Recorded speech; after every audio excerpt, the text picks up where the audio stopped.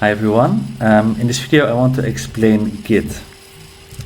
The basics of Git, what Git is and when we use it and why we use it, of course. You might know the problem from maybe your studies or something else, that you're working on a text document. I'm going to use the example that I was working on my thesis. I would have a document called thesis.doc. It was a Word document. Then I was working on this thesis and it was almost finished, but then I was not really happy with the intro, so I wanted to change the introduction.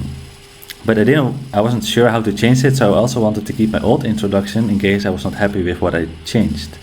So what I then would do, I would copy the thesis document and I would create a second document, and I would call it thesis _new _intro. .doc. Then I would write my new intro there, and then maybe I was not happy with something else. I would create another copy of the same file, and it would also have a name like that. And in that sense, I could create up to 10 versions or something of the same document. And this is fine, of course, if you are alone working on a document. You could do this, and you still know which version of the document is the one you are working on. But in web development, you're often working in a project and there could be hundreds of files or maybe even 1,000 files. So if you would start to track what you changed this way, it would get very messy very fast. It would be result in a lot of files. And also very often you work together with other people on a project. And then these people wouldn't know which document is the right one or which is the wrong one. So this would not really be possible to do it that way. So to solve this problem, we use Git in web development, or in software development in general. And Git is an application you just install on your computer, and then you can start using it to track changes, as we call that. And obviously, also the description of Git is that it's a version control system or application. So it's used for version control. And I think both track changes and versions control, it suggests that you are working with different versions of documents, but also different versions of your applications, and that you can sort of track it. You can go back and forth between those versions. And this is something very fundamental of Git. I want to explain you a bit why this is so important in web development. So why do we use Git?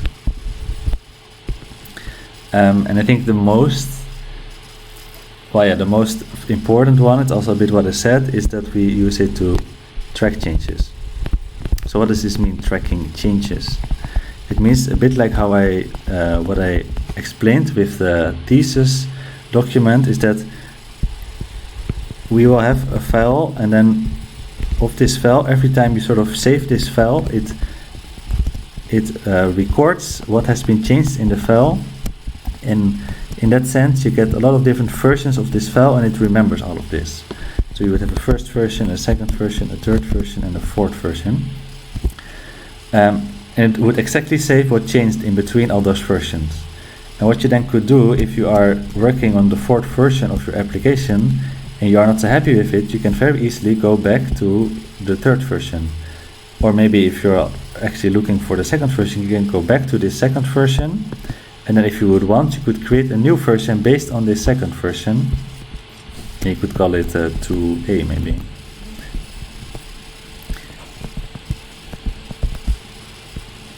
So in that sense, Git makes it really easy to track what you did, everything you changed on your website, for example, and then go back and forth. If you're not really happy with what you did, you can go back and then change and go in another direction of what you're doing. Now, often when you work alone, this is not very necessary, but when you are working together, it's very useful. Because imagine you're working with 3 people on a project. And this first person, let's say Lisa, this first person writes some code. Then another person comes in name John, and he also writes some code, and he also adds a little bit of code to what Lisa did. Then the third person comes in. Let's call him Oscar. And this third person wants to sees some code he wants to change, but he's not really sure if what he wants to change is the right thing to change, because maybe he's afraid that he will break something. So he wants to change this line of code, but he doesn't know who wrote it, because he just sees the code. So he would like to know who wrote it. Then what he could do, he could get his whole team together, and in this case it's only 3 people, so you could say that's possible still. But often you work on a website with maybe 50 people, and then you would have to get all these 50 people together to discuss this one little change Oscar wants to make. So what Git does, how it helps, is that it doesn't only track what is changed in the document, but it also tracks who changed what. So we can see that Lisa changed these 3 lines of code, and we can see then that John added 2 lines of code and added something to what Lisa wrote. So if Oscar then wants to see, okay, who changed this line of code, he knows, okay, it's both of them, so I'm going to talk to Lisa and I'm going to talk to John. But if he wants to just talk about this line of code, then he knows that he only has to go to John and talk with John about it. So besides that it tracks different versions of your documents, it also tracks who did what in a project, which is very important to when you work together on an application, which in a company you very often do. Then another important reason to use Git is that when you work in a team, you can use something called branches. This might sound a bit weird, because when you think of a branch, you think of this thing of a tree, I imagine. And it's sort of, you will understand maybe why it's called a branch. So often when you work on a website, there's a certain version of the website. So somebody started working on the website and made different documents, which are all based on each other, so we have different versions. And then 2 people want to work on the website, and one person is gonna add maybe a navigation, or let's not call it a navigation, but it's just because it's such a long word. It's gonna work on a menu, and this other person is gonna work on a login page. Now, both of these things, they have to be on the home page of the website.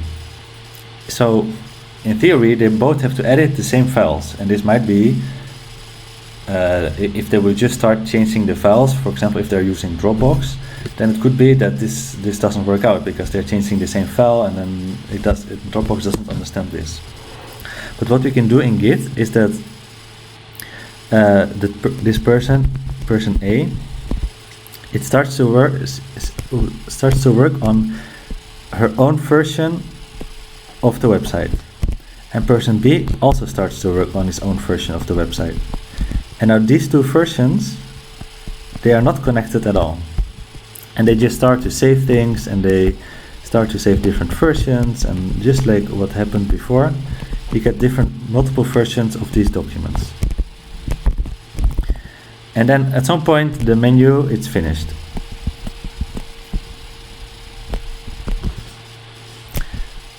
So we have a home page, and a nice menu has been added to this home page. But there's no login yet. But that's okay. This person can just continue, and it starts to work on a new feature of the website, maybe the contact page or something. And then at some other point, this person B is also finished with his login. And then this person, what he can do is merge the login page which he made, or the login window on the home page. He can merge it with what person A made.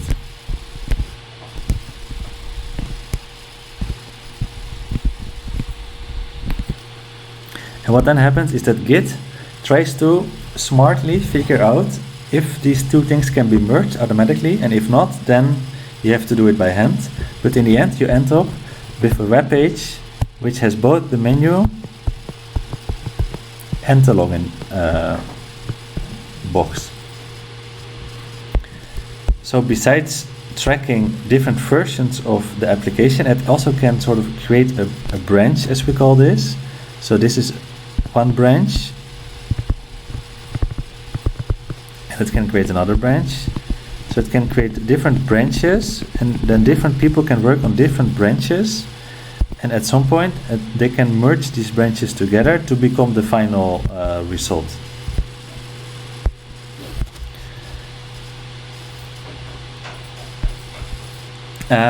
Then I want to talk a bit about when do we actually use Git.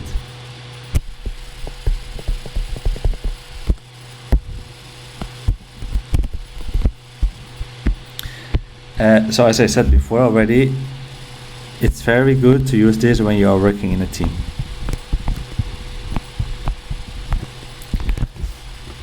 Because you can see who did what. And you can work in branches, so you can work on separate versions and merge those.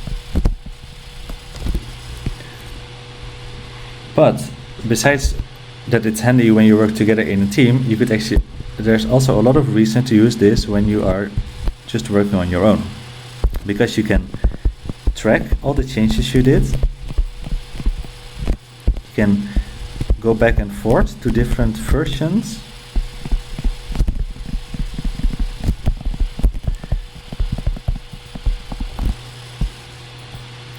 And in that sense, you never lose work, which of course is very important, because there's an email coming in. It's very important because when you work hard on a website, you don't want to lose it. So if you have to use it in a team, and when you also have to use it alone, we can actually summarize: you just always use Git.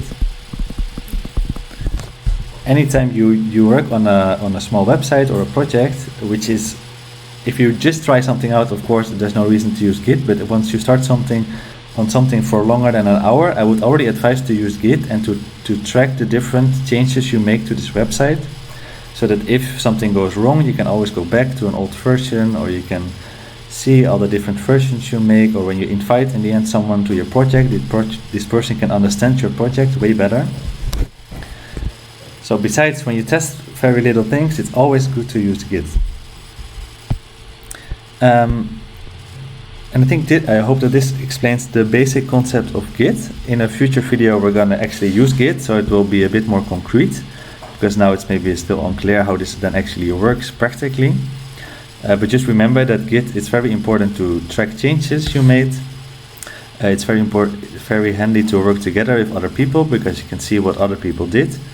And you can also work on separate features of the website on separate versions, and then later on merge those versions to see the final result of what you both did together separate. And then when we use it is when you work in a team, but also when you work alone. There's a lot of reason to use Git. Then I'll see you in the next video, where I will show you how to use Git on the command line, and maybe also using an application, and I hope it will get more concrete then.